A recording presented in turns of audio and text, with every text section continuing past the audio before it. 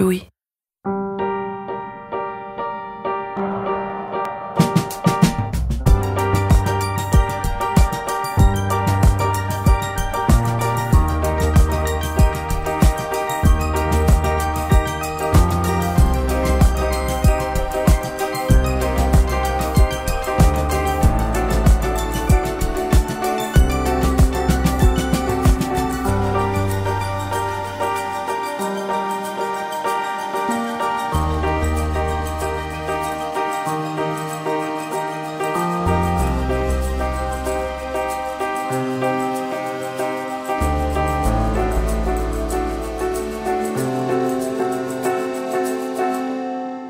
Non mais je voulais juste te demander, est-ce que tu avais dans l'idée, quand ça t'est arrivé, que ça arrivait à plein de gens? Non, je ne sais pas pourquoi, effectivement. Je me suis jamais dit qu'il y avait des tas d'autres gamines à qui ça arrivait. Mais en revanche, c'est vrai qu'à chaque fois que je voyais un article sur l'inceste, un film, je me rappelle de ce film avec Isabelle Huppert, Violette Nozière, où c'était extrêmement violent, je ne pouvais pas m'empêcher de lire tout ce qui avait trait à l'inceste. Effectivement, je pensais que c'était des faits divers. Oui, je ne pensais pas du tout que c'était quelque chose d'aussi important. Non, effectivement. Est-ce que ça change quelque chose? Je trouve ça encore plus terrible.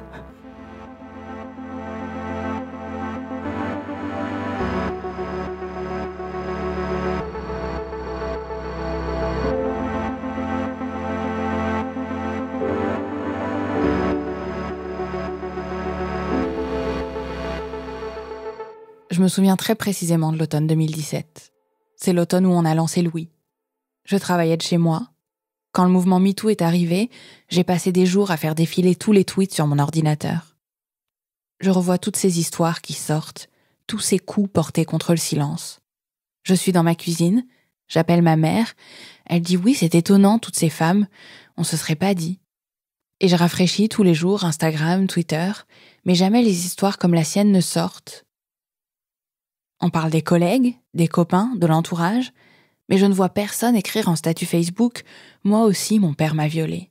Moi aussi, mon grand-père. Moi aussi, mon oncle, mon cousin, mon grand frère. » Et je lis un message qui dit quelque chose comme « Et certaines histoires ne sortent pas encore sur les réseaux sociaux. » D'ailleurs, c'est seulement pendant cet automne-là que ma mère raconte son histoire à mon petit frère pour la première fois.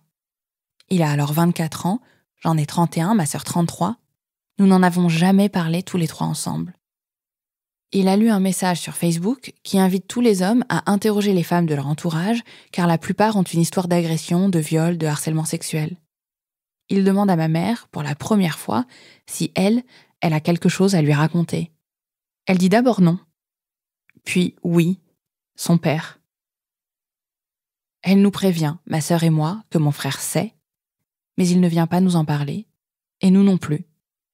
Quand plus tard j'ai décidé de raconter cette histoire, j'ai prévenu mon frère. On a abordé le sujet ensemble pour la première fois. Je lui ai dit, c'est marrant, à l'époque où maman te l'a dit, t'es pas venu nous en parler. Il m'a dit non, que c'était trop horrible pour nous en parler. Je crois que c'est pendant cet automne 2017 que je fais le lien, le parallèle entre le silence qui entoure encore l'inceste et celui qui a entouré le viol des femmes adultes jusqu'ici. Que j'envisage l'expression culture de l'inceste, comme on parle désormais de culture du viol. Je crois que c'est là que je me mets à pressentir que les histoires semblables à celles de ma mère sont peut-être légion. Mais de même que les histoires de viol sont longtemps restées tues, celles d'inceste le sont encore. À partir de cet automne-là, j'ai été en alerte, et je me suis mise à tomber sur des livres ou des films très connus, mais que comme par hasard, je n'avais jamais eu l'occasion d'ouvrir ou de voir.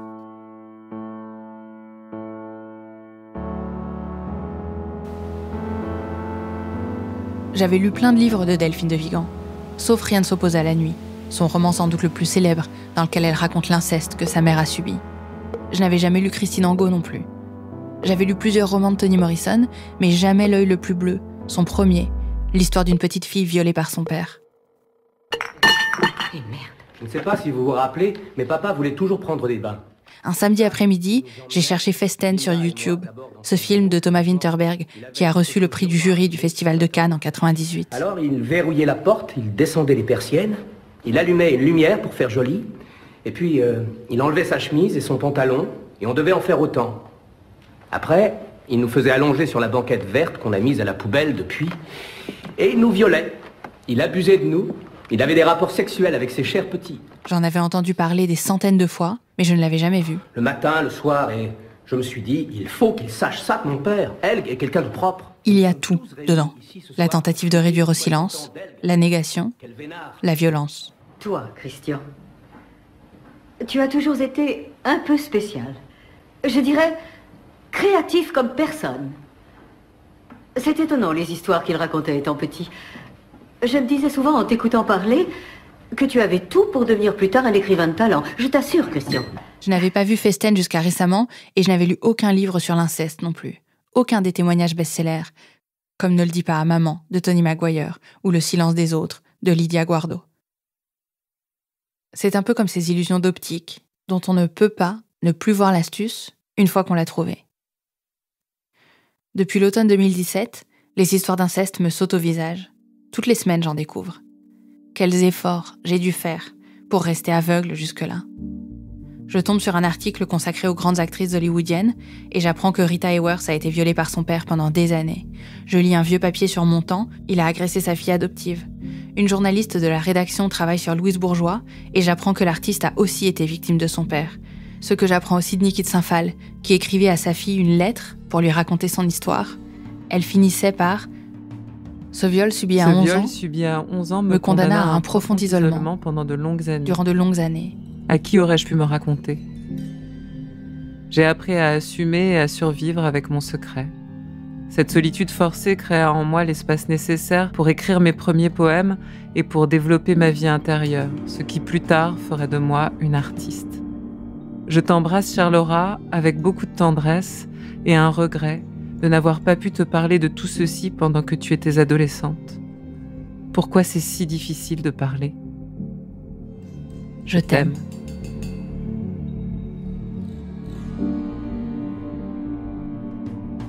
Sans cesse, je découvre une personnalité qui, au détour d'une interview, mentionne que sa famille aussi est concernée. Décembre 2018, je lis une interview de la comédienne Corinne Massiero dans Télérama, dans laquelle elle dit « Côté père, des Rital ayant fui le fascisme et devenu prolo. Côté mère, des journaliers de campagne et des femmes de ménage depuis Louis XIV. Coco des deux côtés, et macho et homophobe, avec des violences familiales, conjugales, des incestes. Très vite, être sous le pouvoir d'un adulte m'a semblé intolérable. » Et puis quelques mois plus tard, l'auteur de livres pour enfants, Claude Ponty, dont on avait plein de livres à la maison, et dont le langage si merveilleusement inventif m'a toujours ravie. Il était invité sur France Inter, dans Remède à la mélancolie. On peut faire un parallèle avec moi, par exemple. Oui. Donc, vous en parlez dans un roman. Oui, et puis, Les pieds bleus. Et puis ailleurs. C'est-à-dire que bon, j'ai été violé par mon grand-père. Des fois, on arrive à le dire, mais c'est encore pire de l'avoir dit, parce qu'on se fait foutre dehors, ou on se fait rejeter, bon, on a trahi tout ce qu'il y avait à trahir. De lien en lien sur Internet, je suis tombée sur une interview d'Agnès B. chez Marc-Olivier Fogiel, dans Le Divan. Oui, j'ai dit qu'il m'aimait trop. Voilà. Elle, c'était son oncle. Ma libraire, qui ne savait pas que je travaillais sur le sujet, m'a conseillé L'Empreinte, ce si beau livre d'Alex Marcanol-Esnevich sur son enfance brisée par les attouchements de son grand-père. Quelques mois plus tard, un attaché de presse m'envoie Touché, roman graphique d'un jeune auteur, Quentin Zuiton, et l'un de ses personnages a été victime d'inceste. Le même week-end, j'écoute une émission littéraire sur France Inter, une autrice canadienne parle de son premier livre, le récit de sa propre histoire, Inceste. Et puis je l'ai appris de Barbara. C'est connu. Évidemment, tout le monde le sait. Tout le monde autour de moi m'a dit « Bien sûr, Barbara ». Moi, je ne savais pas. Dans ses mémoires posthumes, elle l'écrit. J'ai de plus en plus peur de mon père. Il le sent, il le sait. Un soir à Tarbes, mon univers bascule dans l'horreur. J'ai 10 ans et demi. Les enfants se taisent parce qu'on refuse de les croire. parce qu'on les soupçonne d'affabuler, parce qu'ils ont honte et qu'ils se sentent coupables, parce qu'ils ont peur, parce qu'ils croient qu'ils sont les seuls au monde avec leurs terribles secrets.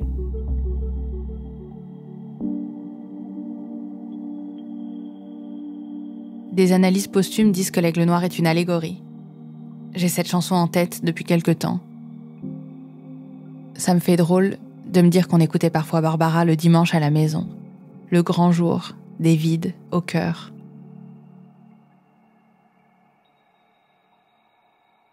Un beau jour, ou peut-être une nuit, Près d'un lac, je m'étais endormie.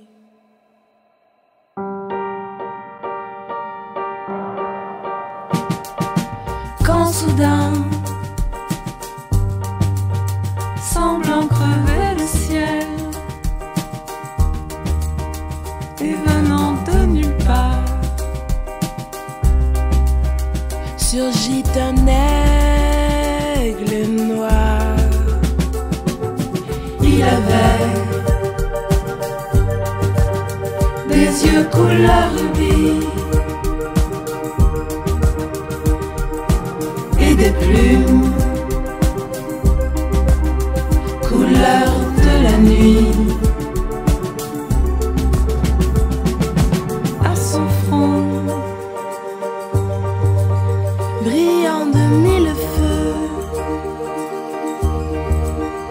l'oiseau roi couronné portait un diamant bleu. De son bec, il a touché ma joue. Dans ma main, il a glissé son cou. C'est alors que je l'ai reconnu, surgissant du passé. Il m'était revenu. Un beau jour, ou peut-être une nuit, près d'un lac, je m'étais endormie. Quand soudain, semblant crever le ciel, et venant de nulle part, surgit un aigle noir.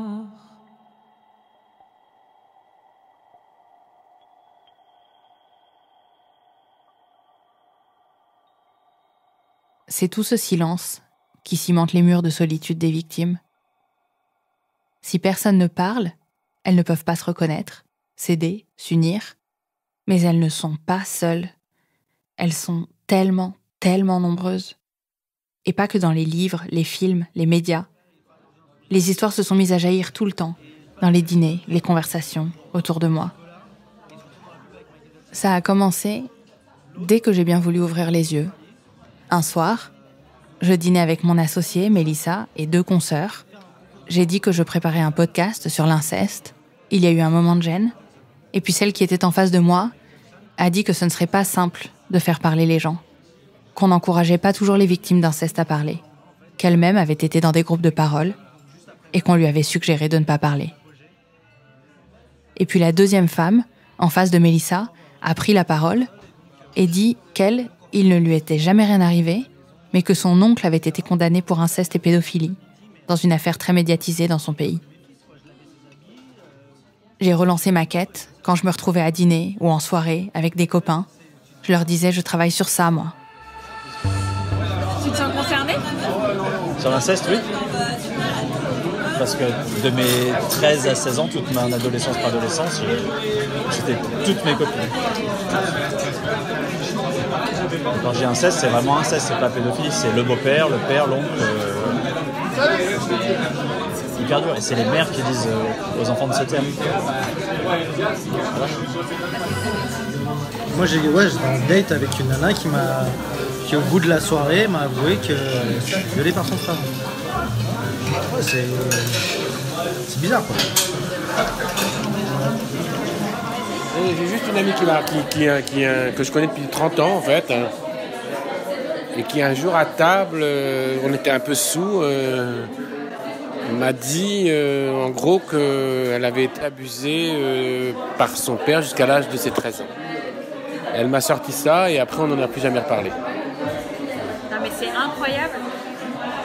Je peux faire ça dans tous les dîners.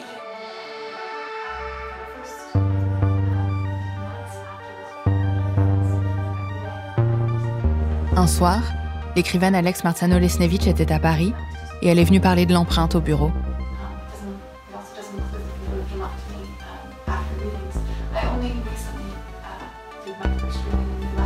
Elle a parlé de tous ces gens qui, lorsqu'elle faisait des lectures de son livre aux États-Unis, venaient la voir à la fin pour lui dire « moi aussi, j'ai été victime ». Et puis un jour, Hélène Merlin, qui travaillait sur le scénario du film sur son histoire familiale, m'a envoyé le livre de Dorothée Ducy, Le berceau des dominations. En introduction, on peut lire « Tous les jours, près de chez vous, un bon père de famille couche avec sa petite fille de 9 ans. Ou parfois, elle lui fait juste une petite fellation. » C'est là que l'idée du fait divers a été définitivement écartée. Qu'il est devenu évident que tous les exemples qui s'accumulaient autour de moi n'étaient pas des hasards, des effets d'optique, d'une obsession nouvelle de ma part. L'inceste n'a rien du fait divers.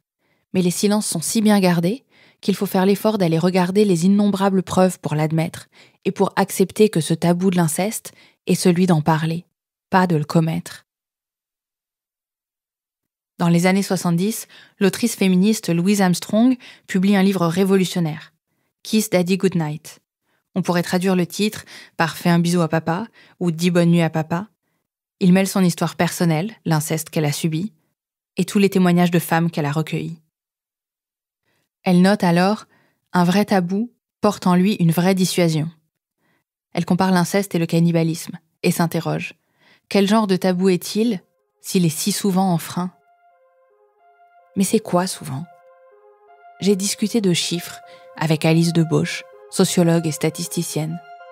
La première fois que je l'ai contactée, elle m'a répondu par un mail qui disait « Je suis actuellement en congé maternité et sur le point d'accoucher, autrement dit, pas hyper disponible mentalement pour évoquer ces sujets. » J'ai cru que le silence allait encore sévir, et puis mon travail s'est prolongé, et on a fini par s'appeler, un matin de septembre. Oui, bien sûr. Alors, je suis Alice Debauche, je suis sociologue et maîtresse de conférences en sociologie à l'Université de Strasbourg. Et je travaille depuis très longtemps sur les violences sexuelles, donc depuis un peu plus de 15 ans. Je lui ai demandé si vous deviez décrire l'ampleur du problème. Comment est-ce que vous en parleriez ? Alors, comment est-ce que j'en parlerais ? Alors, je vais avoir une réponse qui est liée à la façon dont je suis entrée dans la question de l'inceste, qui est ce travail sur les violences sexuelles en général. Et j'ai vécu la découverte de l'inceste. C'est-à-dire que moi, j'ai commencé à travailler sur les violences sexuelles avec cette entrée des viols collectifs dans les banlieues. Donc, quand on me parlait de violences sexuelles, je voyais le viol de femmes adultes. Et puis quand j'ai commencé à travailler sur les données, à lire un peu ce qui existait et à regarder qui étaient les victimes de violences sexuelles, j'ai découvert la réalité de l'inceste. Alors à partir de là, j'ai beaucoup lu de témoignages de victimes parce qu'une partie de ma thèse consistait à analyser les archives du collectif féministe contre le viol, ce qui m'a conduit à lire leurs fiches et à lire énormément de récits de victimes qu'elles pouvaient avoir dans leurs archives. Voilà, travail sur archives, j'ai commencé par les plus anciennes, c'est le numéro anonyme et gratuit SOS Viol Information a été ouvert en 1986. Donc j'ai commencé à ouvrir les cartons d'archives et puis à lire un récit sur 5. C'était ce que je m'étais fixé pour avoir la possibilité concrète de lire les récits et une vision un peu exhaustive sans tout lire parce que c'était matériellement impossible. Et donc j'ai lu un premier récit de violence sexuelle incestueuse et je savais, pour avoir lu un peu des travaux statistiques, que ça existait. Donc j'étais pas complètement surprise. Et puis j'ai continué à ouvrir les cartons et à lire 1 sur 5. Et puis au bout de quelques heures, je me suis rendu compte que la majorité de ce que je lisais, c'était des récits de violence sexuelle incestueuse. Et je m'attendais pas à ça. Je pensais pas que ça représentait autant parmi les violences sexuelles. Il y en avait tellement, des récits extrêmement divers, des femmes qui, dans leurs récits, provenaient manifestement de milieux plutôt bourgeois, plutôt aisés, des femmes qui venaient de milieux extrêmement précaires, de tous les endroits de la France, voilà, de toutes formes. Et progressivement, voilà, il y a eu cet effet de masse où je me suis dit, en fait, voilà, c'est ça l'inceste, c'est un peu partout, tout le temps, et dans des proportions que je n'aurais pas pu imaginer. Quand j'en parle autour de moi, il y a énormément de personnes qui n'imaginent pas. Encore aujourd'hui ? Encore aujourd'hui, oui, bien sûr. Si on sort des espaces des chercheurs sur les violences, des espaces féministes, des espaces de personnes qui ont réfléchi à ces questions pour diverses raisons, les gens n'imaginent pas. Les gens, en fait, n'ont pas envie de le savoir. Et c'est quelque chose dont j'ai beaucoup discuté avec les bénévoles et les salariés de l'association. C'est-à-dire qu'elles ont à peu près toutes, à part celles qui avaient un vécu personnel de l'inceste, elles ont toutes vécu cette découverte, ce moment un peu de stupeur où on se rend compte que le phénomène existe et qu'il concerne énormément de monde. Alors, ce énormément de monde, après, on peut essayer de le quantifier, puisque c'est mon travail de sociologue et de statisticienne, sachant que on est sur des phénomènes assez complexes et que selon l'outil d'observation, on arrive à des mesures qui peuvent être assez différentes. On peut prendre une enquête qui est intéressante parce qu'elle donne des résultats assez larges, qui est l'enquête CSF,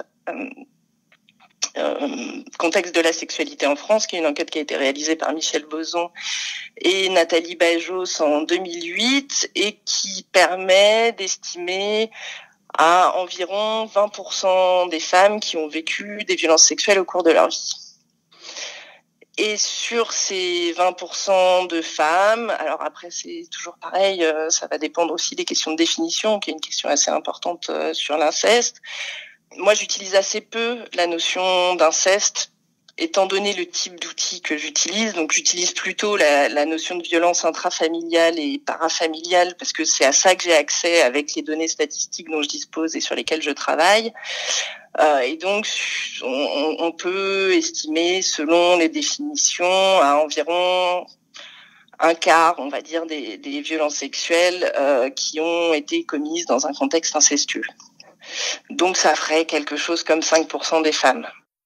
Mais Alice Debauche s'appuie sur des enquêtes rétrospectives. Il peut y avoir des marges d'erreur assez importantes selon qu'on va se retrouver avec plus ou moins de victimes dans l'échantillon.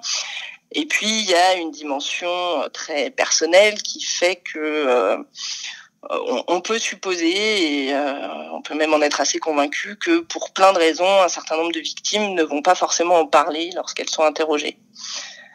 Donc il y a un premier filtre qui est sur qui on tombe et qu'on interviewe, et un deuxième filtre qui est est-ce que les personnes en parlent au moment où on leur pose la question ou pas.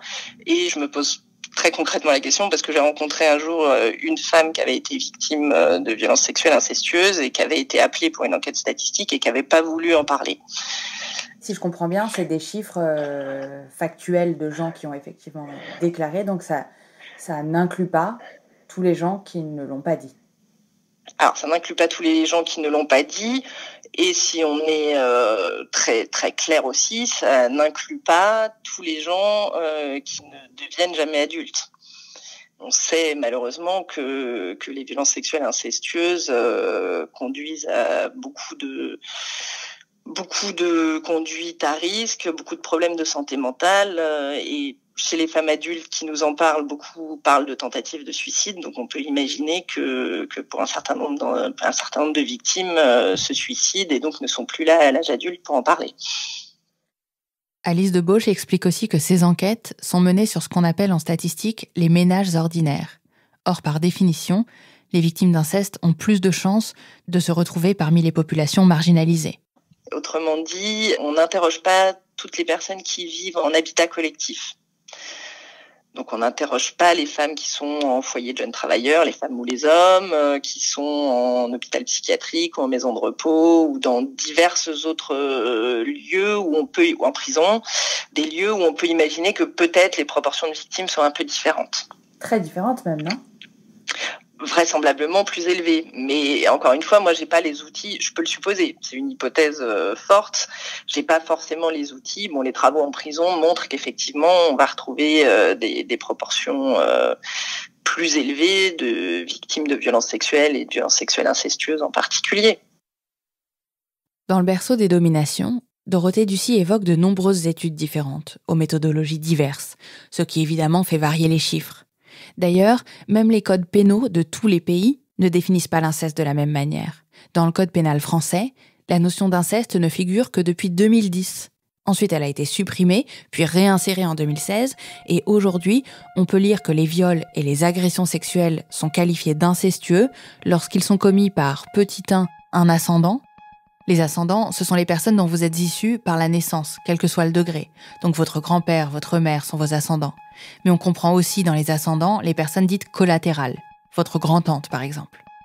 Donc un viol ou une agression sexuelle relève de l'inceste quand elles sont commises par petit 1, un ascendant, petit 2, un frère, une sœur, un oncle, une tante, un neveu ou une nièce, petit 3, le conjoint, le concubin d'une des personnes mentionnées au 1 et 2, ou le partenaire lié par un pax avec l'une des personnes mentionnées au même 1 et 2, s'il a sur la victime une autorité de droit ou de fait.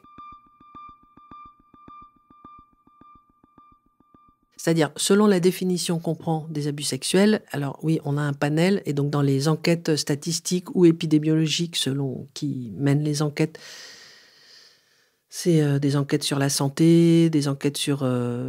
c'est dans la population générale, voilà. Il y a des tas d'enquêtes et des tas de dispositifs d'enquête qui sont différents, avec des tas de protocoles. Et donc, selon les questions qu'on pose, les réponses sont différentes et les réponses statistiques sont différentes. Par exemple, Dorothée me rapporte le cas de cette femme croisée un jour, il y a des années. C'était dans l'association d'aide aux victimes dans laquelle j'étais bénévole. Il y avait une journée porte ouverte. C'est une histoire intéressante parce qu'elle est assez édifiante en fait du fonctionnement de la parole ou de comment on mentalise progressivement, comment on s'ouvre à soi-même en fait pour modifier le récit qu'on a d'une histoire ou d'un souvenir. Et donc c'était une femme âge moyen, je me rappelle plus trop, 40, 50 c'est déjà vieux, et qui vient à cette journée porte ouverte. Et donc, elle dit à qui veut l'entendre, ah non, mais moi, ça me concerne pas. Non, moi, j'ai pas été victime. Non, moi, j'ai rien vécu. Et donc, bon, comme on est un petit peu habitué à, dans ce cas-là, on est venu vers elle avec une collègue et puis on lui dit, ah bon, ah d'accord, ok. Donc, on en accueille moi, j'ai rien, moi, je suis pas concernée, d'accord, ok, très bien. Ah bon, mais alors pourquoi vous avez eu envie de venir? Qu'est-ce qui vous a amené là? Et donc, cette femme nous raconte que, ah, mais parce que moi, quand j'étais petite, c'est arrivé que, je sais plus si c'était son oncle ou son beau-père, en fait. Non, mais moi, c'est pas de l'inceste, mais je me souviens, on était dans le couloir, il me poussait au fond du couloir, il me disait de me déshabiller, il me disait de me mettre toute nue, et puis lui, il enlevait son pantalon et son slip, et il commençait à se masturber. Et puis après, il me disait de me retourner, et il venait vers moi, et il était tout collé contre moi. Et elle ajoute, mais moi, j'ai pas vécu d'inceste. Voilà, donc cette histoire-là, elle est typique du changement de récit qu'on peut se faire. Et alors, cette femme-là, dans les enquêtes statistiques, elle aurait répondu 1 mois plus tôt, elle aurait dit, non, moi, j'ai jamais vécu d'inceste, j'ai jamais vécu d'agression sexuelle. Et quelques mois plus tard, après être revenue dans notre association et qu'on l'ait incitée à aller chercher de la ressource auprès de thérapeutes, enfin de faire une psy, quoi, elle aurait probablement eu un autre récit sur cet épisode, répété d'ailleurs, de sa vie d'enfant. Toutes les associations qui luttent contre les violences faites aux enfants, la IVI, la Révi, Mémoire traumatique et victimologie, estiment que les chiffres actuels sont sous-estimés. Au téléphone, Isabelle Aubry, la présidente de la IVI, me dit que la dernière enquête produite avec Harris Interactive par son association, en 2015, dans laquelle 6% des personnes interrogées déclaraient avoir été victimes d'inceste, est encore loin du compte. D'accord, donc vous pensez que ce chiffre-là est encore sous-estimé? Ah oui, largement, oui. J'ai demandé à Dorothée Ducy comment elle examinait le problème. Dans mon livre, la définition que je donne de l'inceste, ou celle sur laquelle je m'arrête, c'est des gestes sexuels avec pénétration. C'est la définition du viol. Bon. Alors ça, on compte, c'est pas du tout sous-évalué, on est là, les 3 enfants d'une classe de 30, un peu moins de 10%, entre 7 et 10% de la population vit des abus sexuels sous la forme de viol. Voilà, âge moyen de départ 9-10 ans, ça veut dire que, disons, en CM2, sur une classe de 30 élèves, il y en a 3 qui vivent des abus sexuels dans leur famille. 3 enfants par classe, rien qu'en comptant les viols. Même pas les attouchements. 3 élèves dans la classe de votre enfant. 3 élèves dans la classe que vous avez fréquentée il y a plus ou moins longtemps. Je repense à mes camarades de CM2. J'essaie de me souvenir qui avait du mal à suivre en classe parce qu'elle ne dormait pas la nuit, qui se mettait au fond et qui n'avait pas d'amis, qui était un peu bizarre, un peu solitaire, trop silencieux.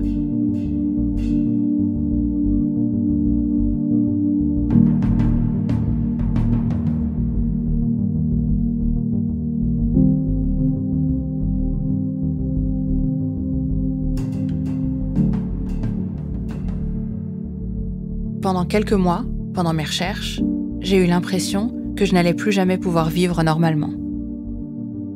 J'avais l'impression que j'avais mis les doigts dans la noirceur humaine et elle recouvrait tout.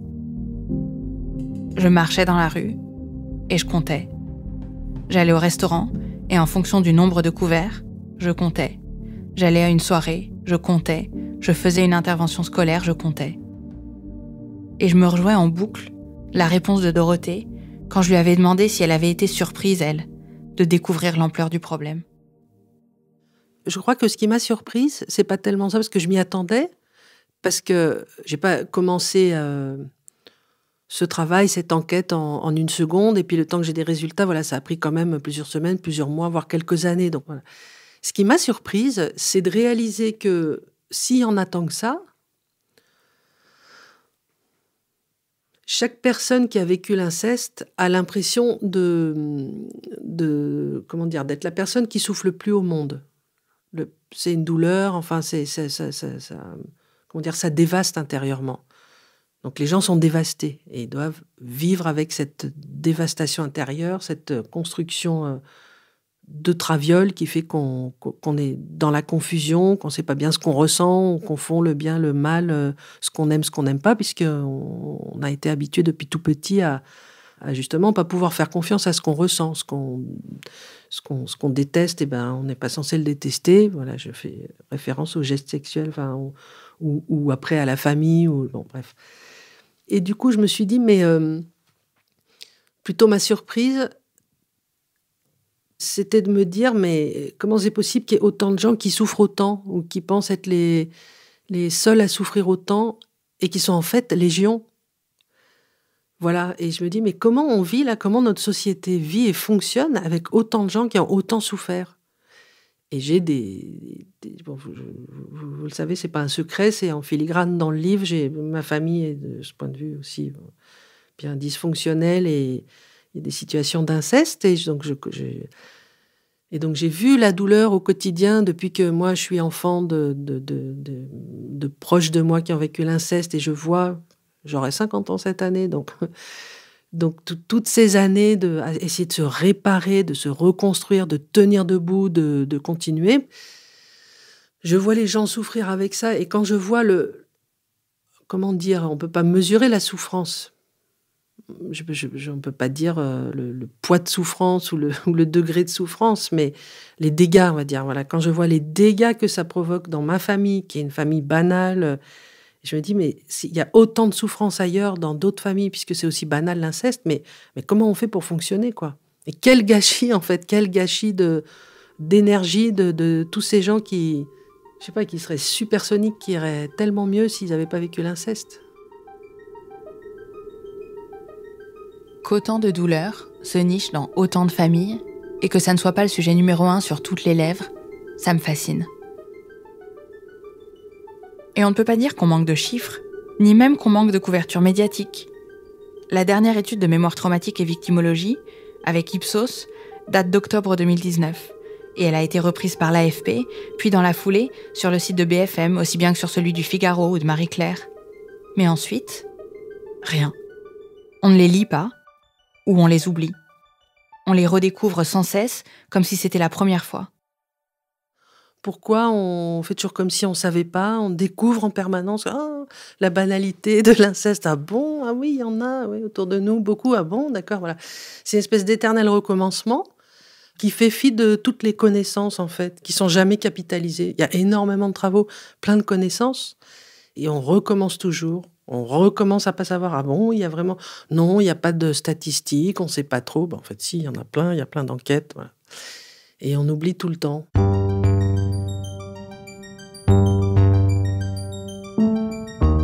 Au milieu de mes recherches, ça faisait 5 ou 6 mois que je ne lisais que sur ce thème, que je parlais de ça tous les jours ou presque. J'ai dû faire une pause. Je suis partie en vacances et je me suis dit, je vais lire sur toute autre chose. Pas de livre sur l'inceste pendant 3 semaines. Et je suis tombée sur My Absolute Darling de Gabrielle Talent. Je ne savais pas de quoi ça parlait. J'avais juste entendu dire que c'était génial. Et au bout de quelques pages, je comprends que j'ai remis le nez dans une histoire d'inceste sans faire exprès. Il y a un truc qui a fondu dans mon cerveau. Je n'ai plus lu de roman depuis. Et pendant des mois, je n'ai plus pu toucher à tout ça, écouter mes interviews, écrire. Ce désir d'oubli, je crois qu'il vise à masquer l'ampleur du problème, mais aussi ce qu'il est, sa nature. Je crois que si l'on acceptait de voir l'ampleur du problème et ce qu'il est vraiment, il faudrait tout faire exploser, ou vivre dans la culpabilité de ne l'avoir pas fait, de n'avoir pas essayé. Il faudrait réaliser qu'on a laissé tant de douleurs pourrir autour de soi, que peut-être un ami, un cousin, a pu faire du mal lui aussi. Peut-être que c'est trop difficile de se dire que le cocon familial n'est pas toujours le lieu d'amour absolu et de protection que l'on se représente collectivement. Que ce cocon est parfois tissé de haine. Et j'ai repensé à la phrase de Tal Peter Bromerx. C'est dur pour qui l'inceste? Pour moi, c'est dur. Pour eux, ça l'est pas d'entendre 2 mots sur un sujet, quoi. C'est pour les victimes que c'est dur. Et j'ai aussi pensé à tout ce que j'avais remué chez ma mère. Ça aurait quand même été bizarre de s'arrêter en cours de route. J'ai repris mon enquête pour creuser ça, la nature de l'inceste, et voir qu'il ne s'agit pas d'une pathologie, de perversion individuelle. C'est une histoire de domination.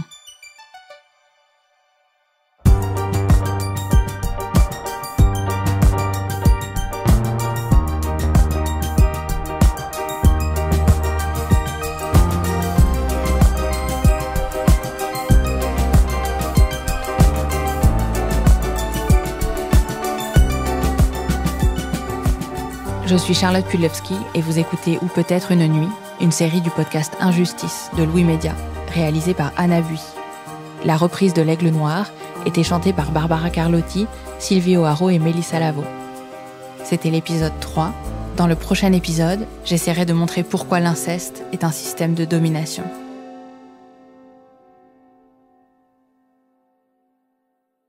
Un beau jour,